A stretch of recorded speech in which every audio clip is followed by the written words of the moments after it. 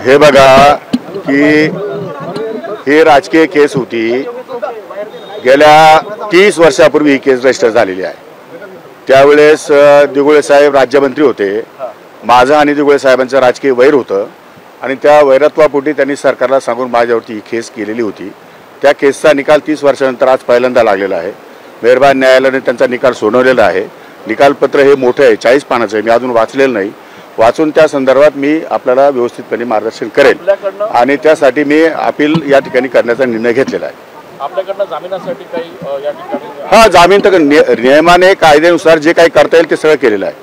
साहेब, पण जे सरकारी पक्ष त्यांचं असं म्हणणं होतं की आपण उत्पन्न कमी दाखवलं आणि सरकारचे सदनिका या लाटल्यात आणि जे 4 फ्लॅट घेतलेले होते त्यापैकी 4 आपण आणि आपल्या भावाला तर त्या संदर्भात मी अजून जजमेंट वाचलेलं नाही। सरकारी वकिलांचं काय म्हणणं तेही मला माहिती नाही। मी जजमेंट वाचलेलं नाही आणि ते जजमेंट वाचलं की मी तुम्हाला त्याच्यावरती सविस्तर या ठिकाणी न्यूज देऊ शकतो। पण आपल्या शिक्षेची जी आता हे सगळं प्रकरण समोर आल्यानंतर आता राजीनाम्याची मागणी देखील होऊ शकते ना, काय राजीनाम्याची मागणी होऊ शकते, पण त्यासाठी अपिलेट प्रोव्हिजन आहेत। राजकीय दृष्ट्या देशामध्ये अशा प्रकारचे अनेक निकाल झालेले आहेत आणि त्या दृष्टिकोनातून मी अपिलामध्ये जाणार आहे, हायकोर्टामध्ये जाणार आहे।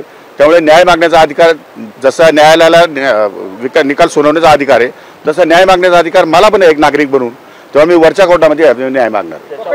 गेल्या काही वर्षांपासून जर बघितलं तर कृषी मंत्री अब्दुल सत्तार असतील, नंतरच्या काळामध्ये धनंजय मुंडे असतील, आता तुम्ही एकूणच कृषी मंत्री पण आज उपलब्ध झालेलं नाही ना हे कृषी मंत्री झाल्यानंतर। हे प्रकरण मुळात 30 वर्षापूर्वीच आहे।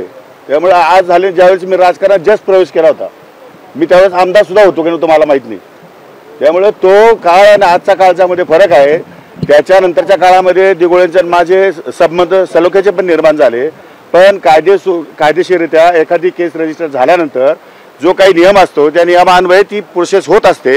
उशिरा प्रोसेस झाली त्यामुळे आज निकाल लागलेला आहे। आज निकालामध्ये मेहरबान न्यायालयाने जो काही शिक्षा सुनावली त्या संदर्भात मी रितसर या ठिकाणी जामीन घेतलेला आहे आणि आपल्यात या ठिकाणी जाणार आहे। महाराष्ट्रातील सर्व बातम्यांचे विश्वासार्ह व्यासपीठ सकाळच्या सर्व सोशल मीडिया प्लॅटफॉर्मला लाईक, फॉलो आणि सबस्क्राईब करा। तसंच सर्व नोटिफिकेशनसाठी बेल आयकॉन प्रेस करायला विसरू नका।